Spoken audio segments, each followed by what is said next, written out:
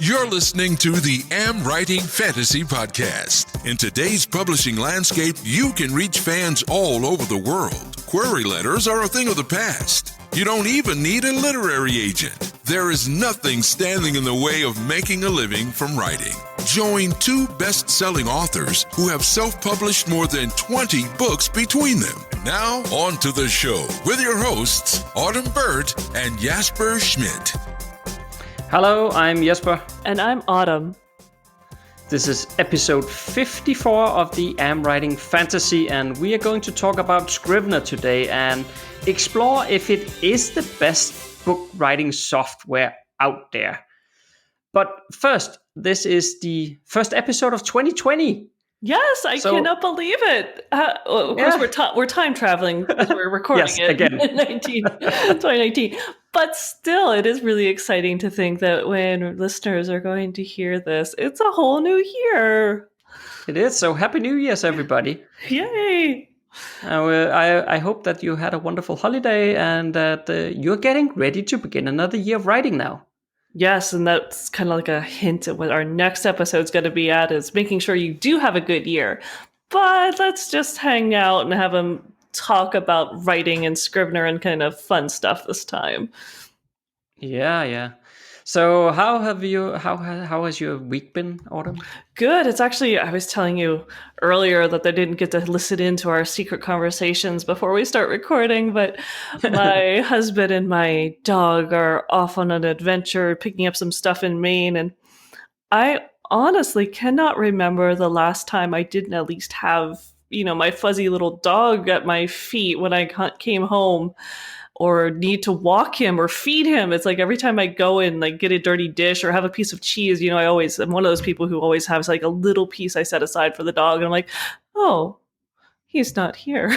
I just feel so, it's freeing. I don't have to worry about it. So I'm going to spend the whole evening totally 110% immersed in work.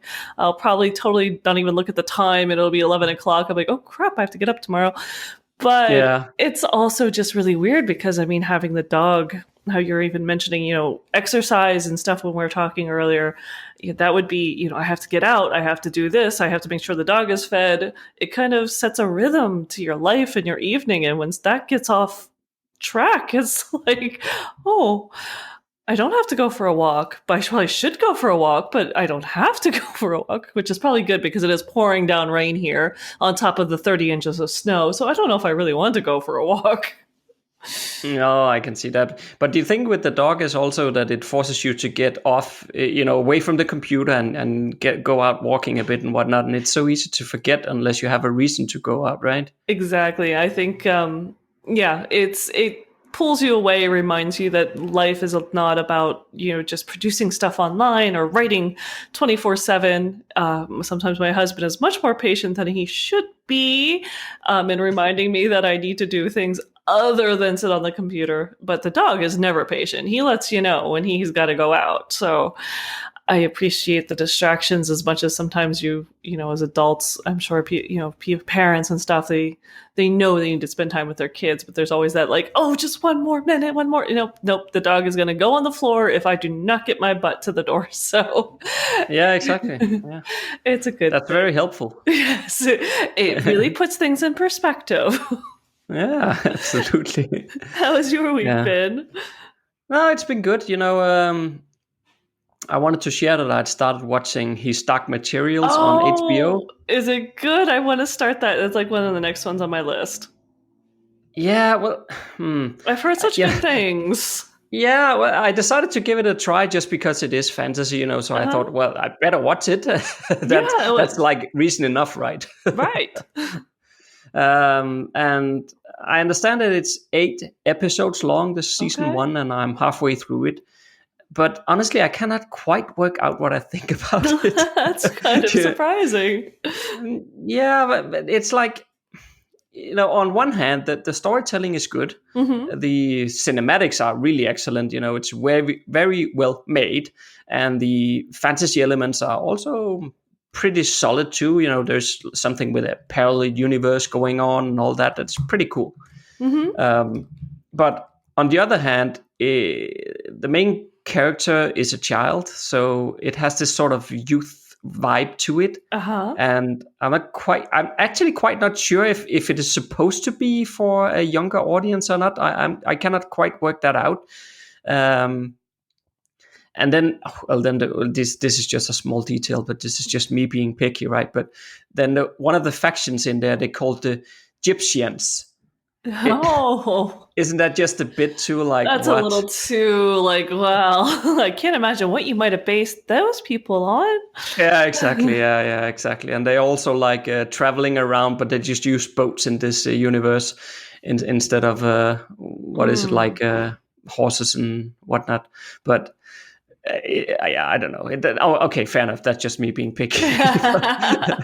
I just felt like that could be a bit more original, right? All right, well, it'll be interesting. I haven't watched that one, but you remember I had started The Dark Crystal because I was so excited, and I love those, those puppets that were created by Brian Froud. He's one of my favorite artists.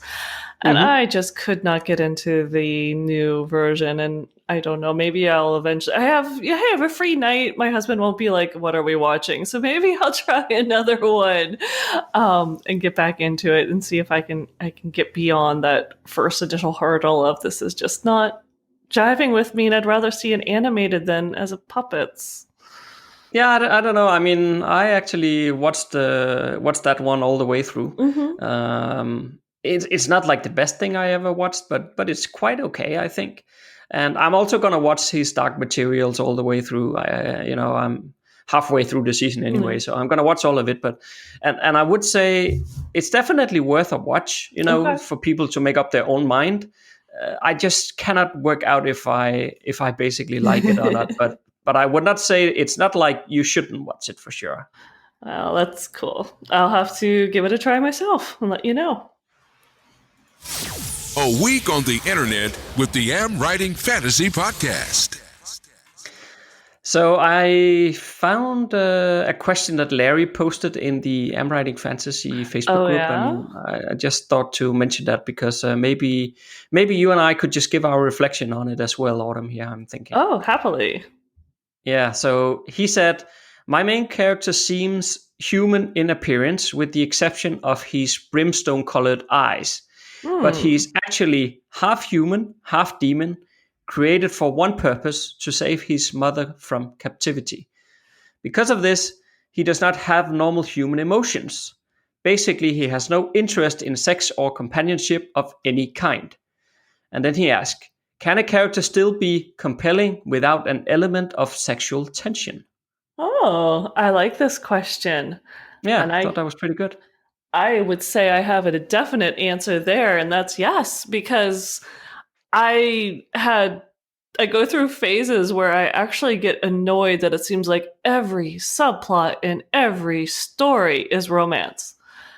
And I remember writing my first one of my novels and getting to some point where I could have made that choice and gone more towards a romance, and stopping and thinking, is this fantasy? Is this, romantic fantasy? Is this like epic fantasy? I mean, can they just be friends?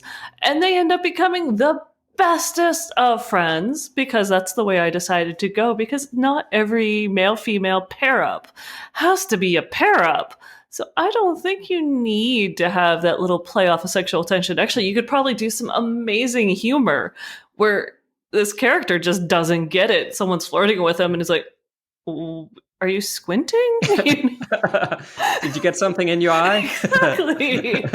I think I would find that so hilarious and refreshing. But of course, I'm not everyone else. So what do you think?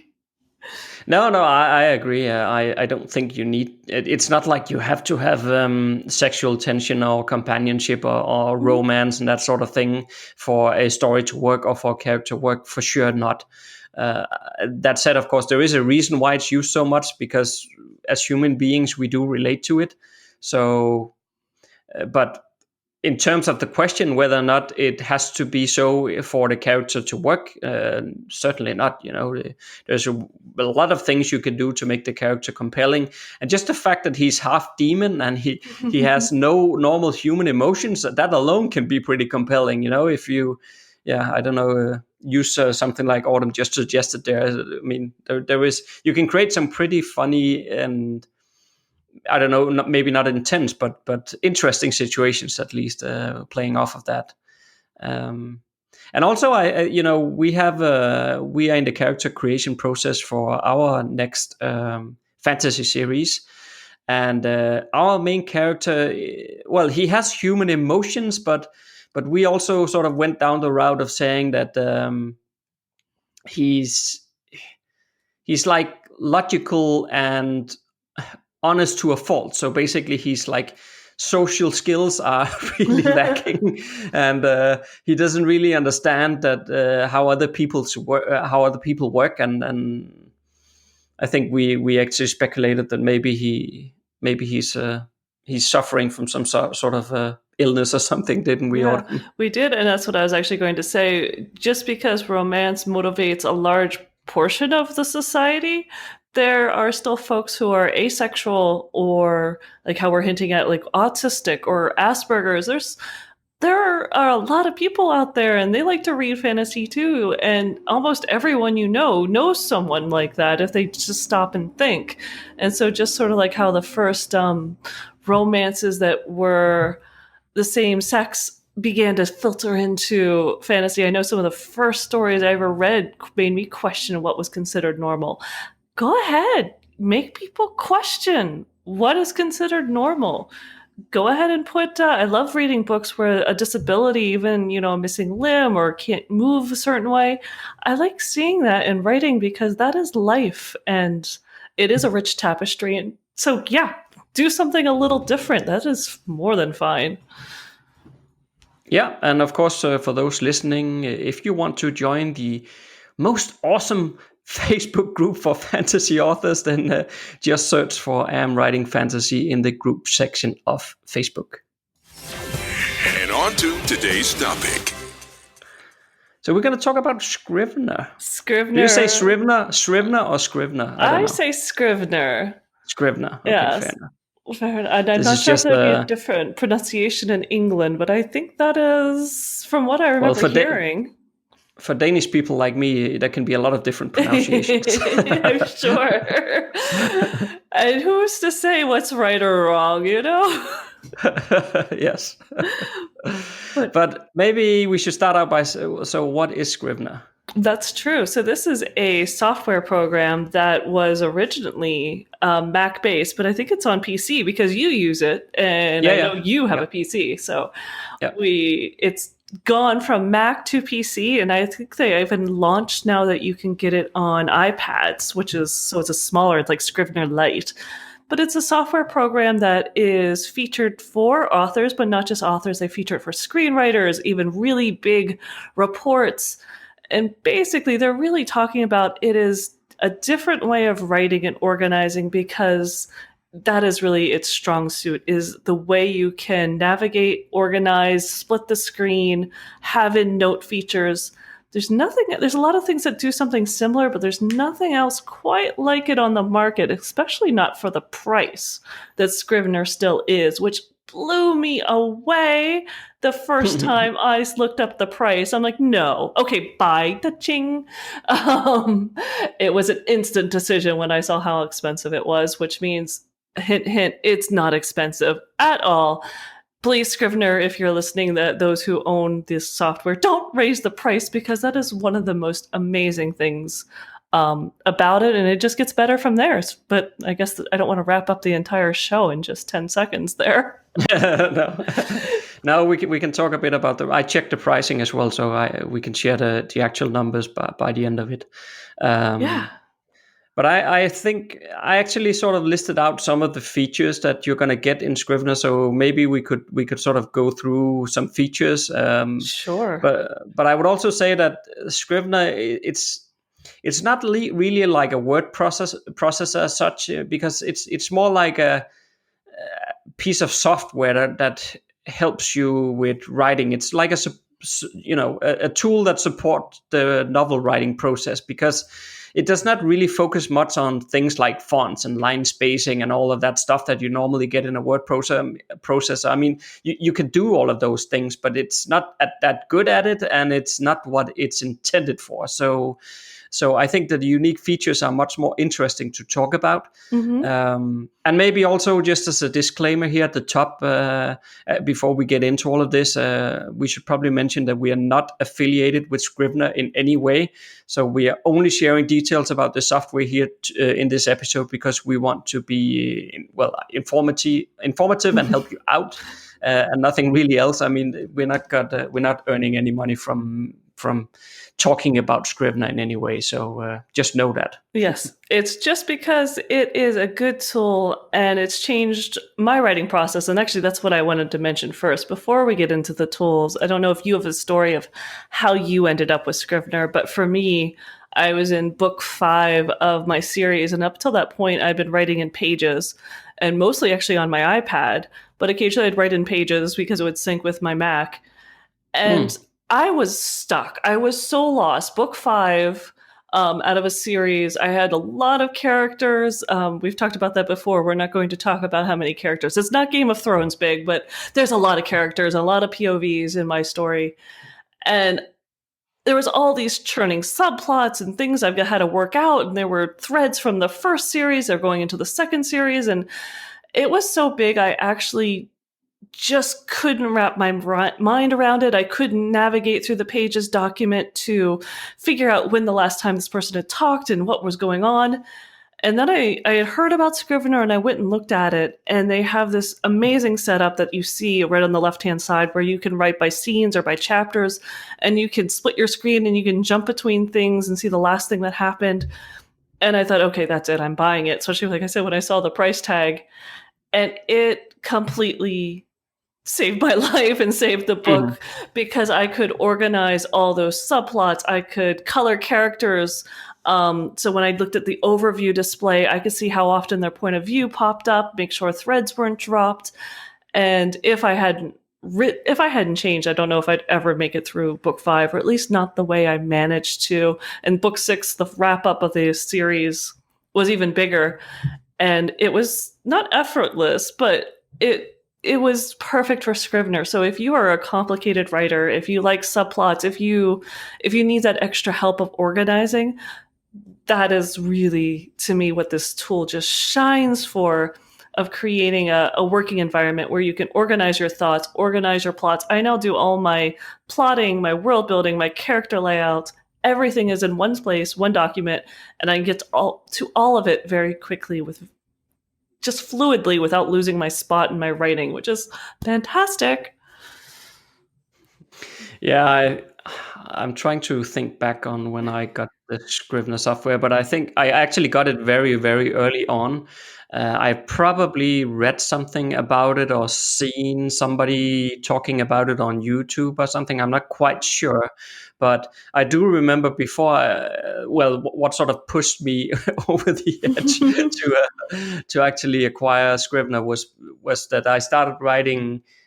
My first book was actually a nonfiction book on map making, and it's not even that long a book, but I was writing it in Word, and it did not take long before I got really annoyed with all the scrolling back and forth in this Word document, trying to find things, and it was just so annoying. So at some point I just thought, no, well, let me look at the Scrivener stuff. And as we say, we're going to come back to the pricing. But when I saw the prices, like, this is a no-brainer. Yeah. Just go buy it.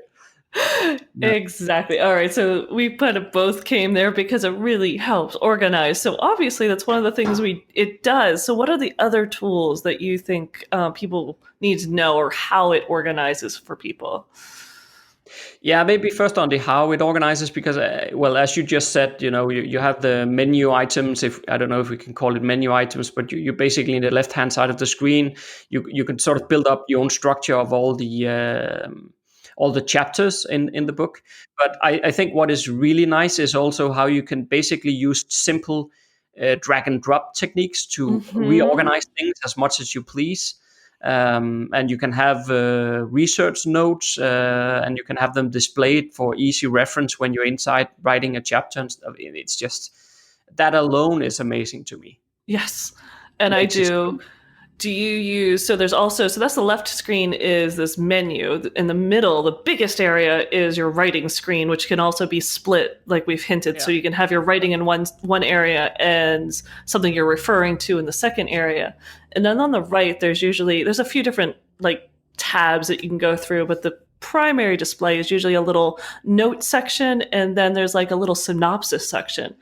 And the synopsis one is neat because it tells you, if you have it in there, it also puts it in this overview display. So if you go and look at all your chapters, if you have plotted them out, you can actually see how the flow is going and where they are, whatever notes you put there show up there. And then if I'm writing something, I'm like, oh, fix this, or, add in these notes, or remember about this. I love having a little note feature that I can just be like, okay, plot these ideas that I don't want to forget, that I need to keep my mind on, or if like I spell some character's name, I'm like, I'm gonna have to remember that. So I put the spelling there so that I can look it up really quickly later. And I often add, there's some drop down menus too at the bottom, and you can, one of them's like first draft, second draft, third draft, which I do use that as I go through in my edits. And then there's another one that's like to do, there's a few weird things you can add to it, but you can actually, I change that one to my characters, my POV characters, and then I label those as well, so that when I go to that overview, I see my plotting, what character's voice it's in, and you can see if it's been, edited or written or needs to be written. It's like, boom, I know where I am in my story.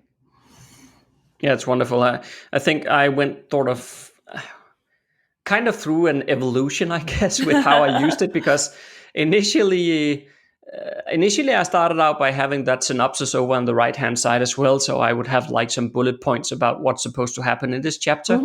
And then I would write like that. And then after a while, this was when I wrote my first fiction novel. So I wrote like half the novel in this way. And then I figured out halfway through the novel, like I have no clue where I'm going.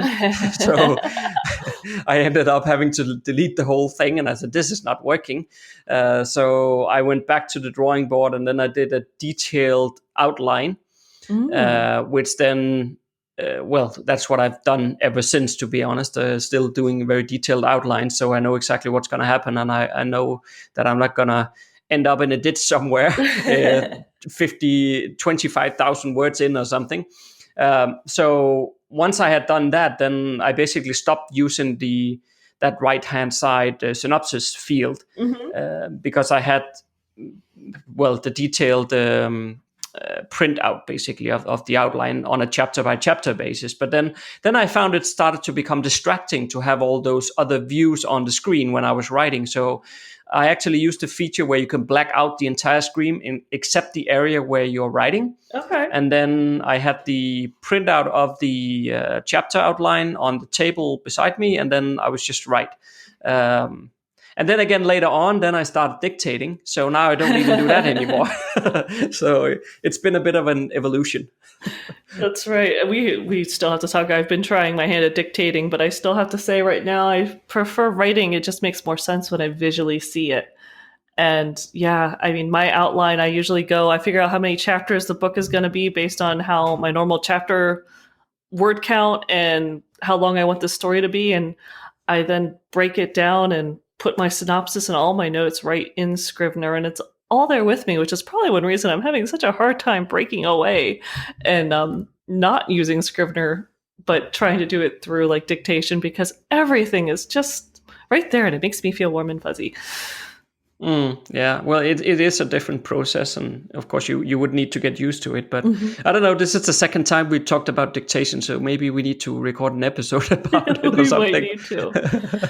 And so part of Scrivener, I mean, we can talk about, there's some compilation things that are pretty nifty, as well as can be a headache if you get too into the thick of them.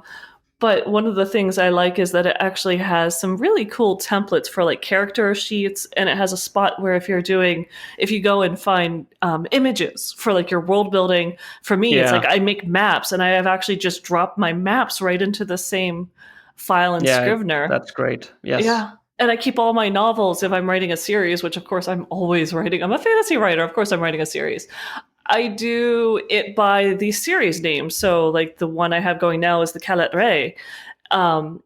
I have it as a series, and I have each of the folders as a different book. And so they're all together. They're all in one spot. I mean, seriously, I went from pages where we talked about, scrolling and trying to find where you bookmark something and going ahead to flipping to different documents to literally just being able to go into the same document, and it's all a navigation technique right there on the left. And I've originally didn't use the character sheet templates that came with Scrivener, and then I accidentally created one. I'm like, oh darn, these are actually really good. I've modified it a little bit to put in character arc as well, and mention if they're POV. But besides that, it's really useful. Yeah, and I love how you have this dedicated area inside Scrivener where you can dump in those images, as you say, on maps or even web pages. You can dump in there as well. That's right. I think it's really, really neat. Yes. You have everything you need in one place, and you don't have to jump around in different documents or get too distracted and whatnot. It doesn't get any easier than this, basically. No, especially now within the last year, they created a special compilation. So that's when you take all your active files, your book files, all your chapters or scenes or however you write, and you spit it out into a whole document instead of all these separate little individual folders where they exist in Scrivener. And, before you could do a Word doc, you could do all these times. It is set up that you can do it as a paperback if you know what you're doing. But they just created one that if you use Vellum, it spits it out into a format that Vellum really takes to very, very well. And so suddenly, it's just because I do use Vellum, and I drop it into Vellum, and boom, everything again is like the chapters. Everything is there and looks neat, and it's formatted perfectly.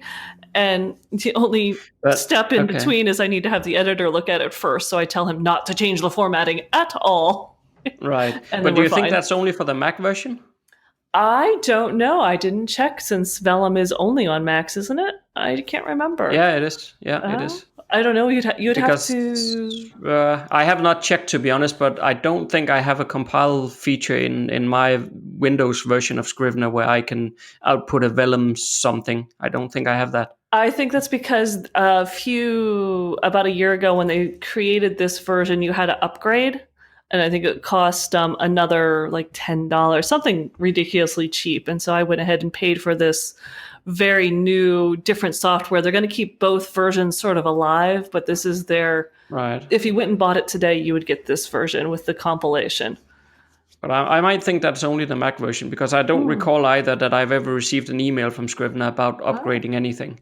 So that's interesting. So I could be wrong, but I think that might be the case. Oh, yeah. Well, we'll have to have, if anyone who is listening knows the answer, just drop it into the comments where you're listening and let us know if you see the compile for Vellum in your version and what version that is. So that way we can kind of get a tally going. Yeah, indeed. But I think it's worth mentioning as well that unless you are using something like Vellum, and unless you are outputting this sort of special format or whatever we want to call it, to then use Vellum afterwards, please know that Scrivener is not the strongest at formatting. So I would not advise you to output the work because you can output it in an ebook format from Scrivener directly. Yes, you can. But I would not advise you to do that and then just proceed straight away to upload that onto the online retailers like Amazon and whatnot, because it's just likely that it's not going to look very pretty. And actually back in episode 46, so just a few episodes back, we talked about ebook formatting essentials. So I recommend that you listen to that episode for further details on formatting. But just be aware that Scrivener is not that good at this stuff. No, you're not going to be having your ebooks with drop caps and some other of the amazing things that you can do in some of the dedicated formatters for your books. But yeah, exactly. It does work. It has a nice output if you're doing screenwriting and you're sending it on to someone to read because screenwriting, for whatever reason, is still the weirdest, most archaic output format I've ever seen. And they have a few that are more standard that if you're going to be sending it to a publisher, they would probably recognize it. but there's nothing really super pretty that you want to send out to your readers and expect them to be paying some, high price money for.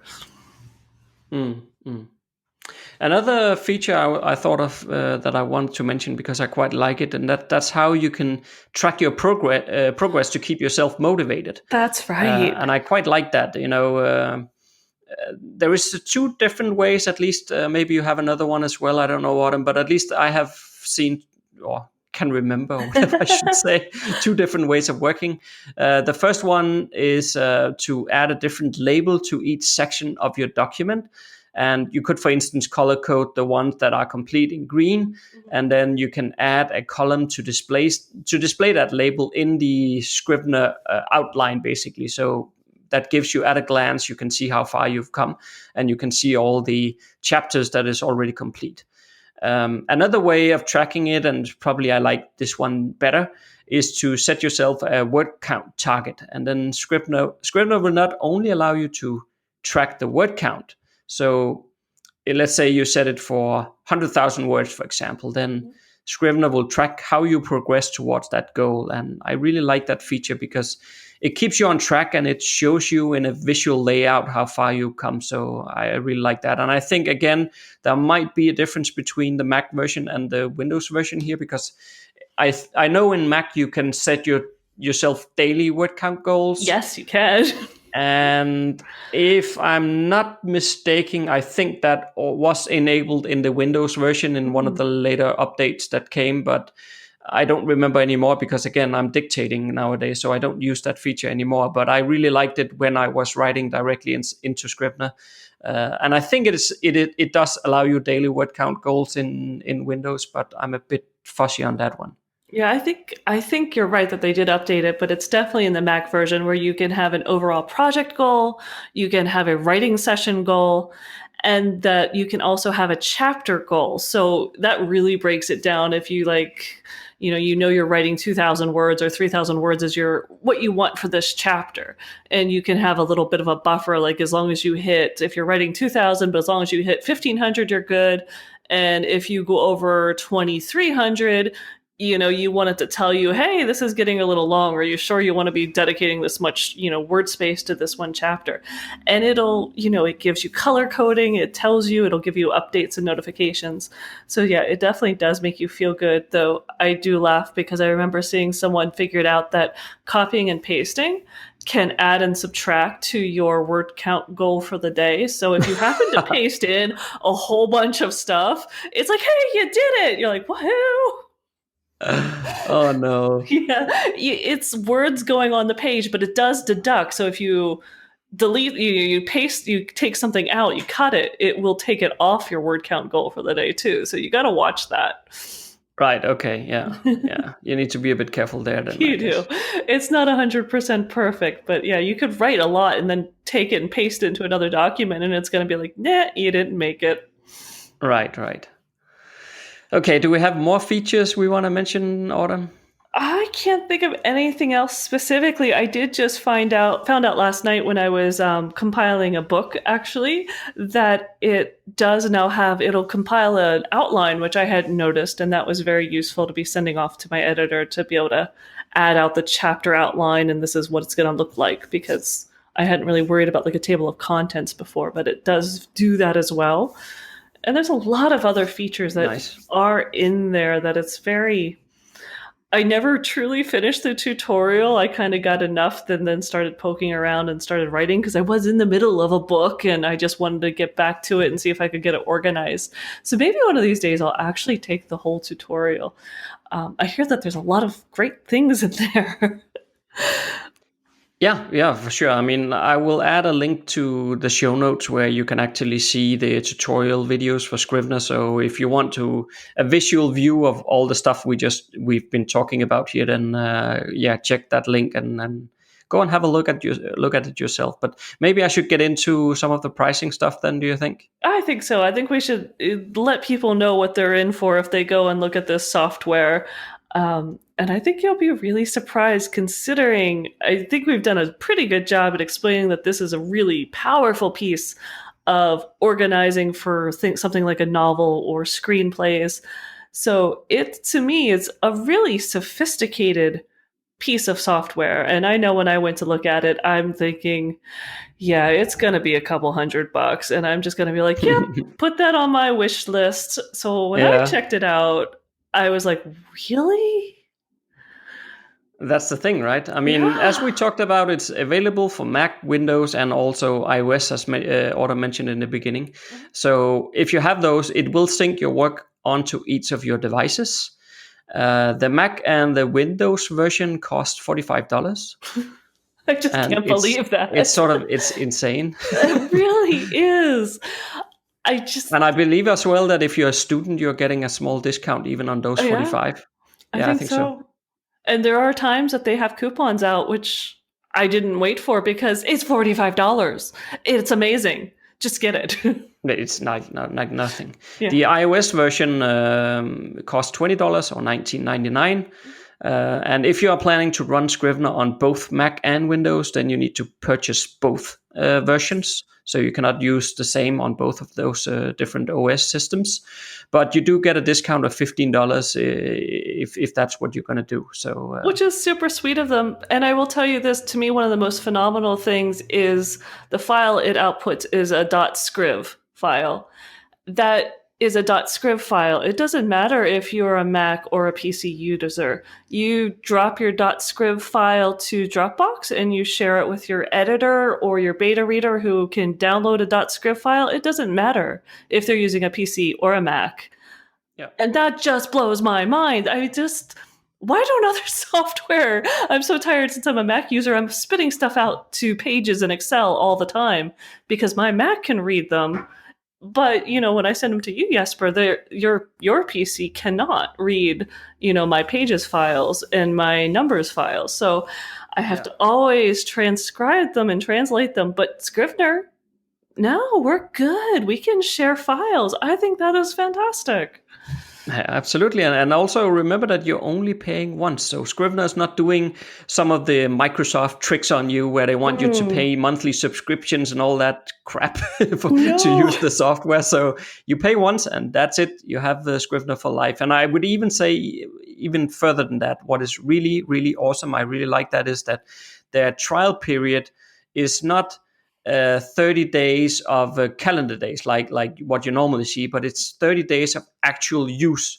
So Scrivener tracks how many days you had opened it. And so if, for example, if you want to write today, you download the trial, you write one day, and then let's say you're busy for the next 2 weeks, and then you open it again. You only used 2 days of your trial for that then.